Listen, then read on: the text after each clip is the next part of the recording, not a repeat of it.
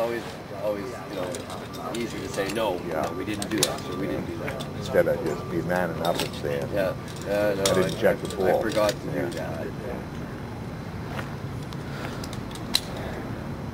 Then they got one of the poles in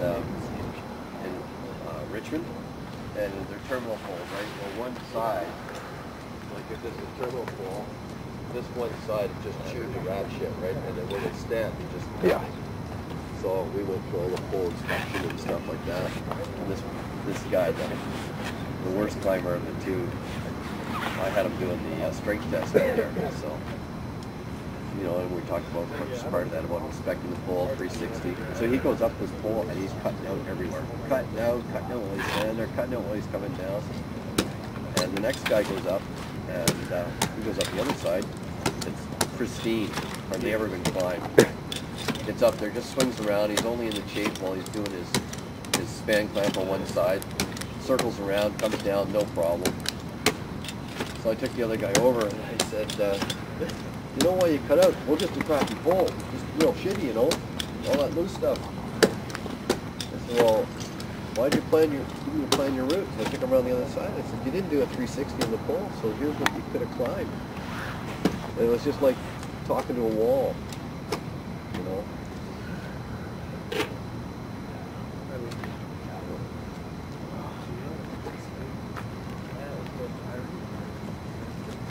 You did a good job with these guys, by the way. Thanks.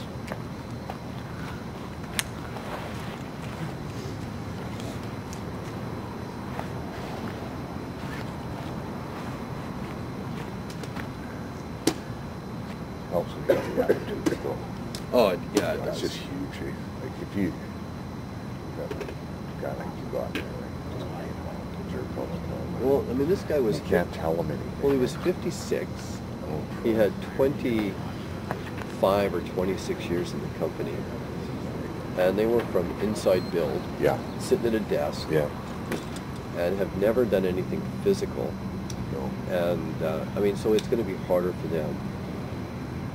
But, I mean, he made excuses for anything. Instead of having a good attitude about coming in and just learning, you know, and you'd be talking to him about something, and then he'd come up with, and mention something that was like totally, it wasn't even to do with the phone company.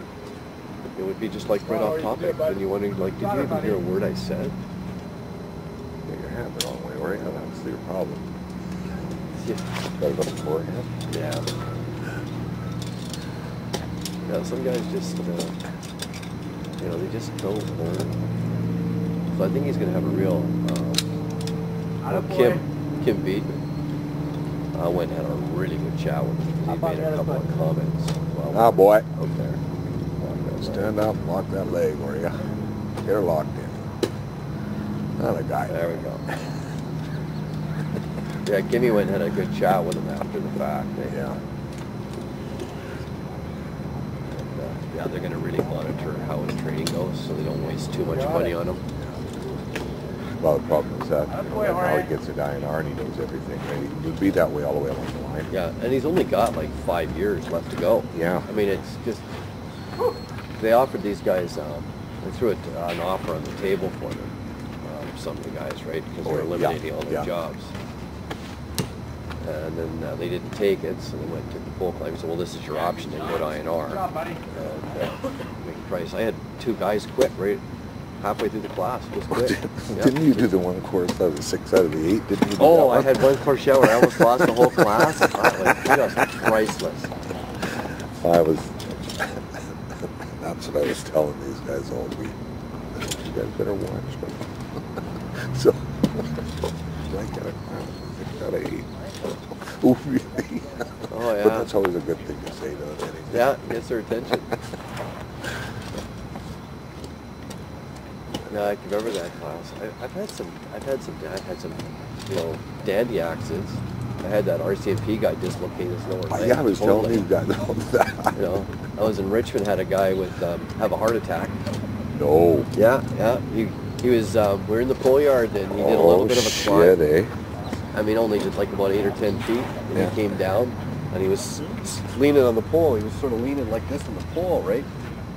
And he was breathing, and just real deep breathing, and he was sweating like a pig, right? And I said, yeah, you better sit down. And the Richmond pull yard is raised, so I just took him over the edge and he sat down.